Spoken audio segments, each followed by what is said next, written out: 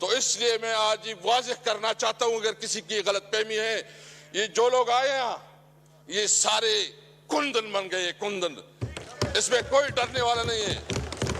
मैं इस सीट पे, जनाब स्पीकर, मैं इस सीट पे रहा 3 साढ़े 3 साल। मेरे जिस तरह तौहीन और तस्दीक की गई, घरों पे छापे पड़े, गिरफ्तार किया गया, आधी आधी रात को उठाया जाता था, दबाव में लाया जाता था कि अपनी पार्टी बनाओ, दबाव में लाया जाता था कि तहरीक इंसाफ छोड़ो, और दबाव में लाया जाता था कि परवेज खटक को शामिल करो।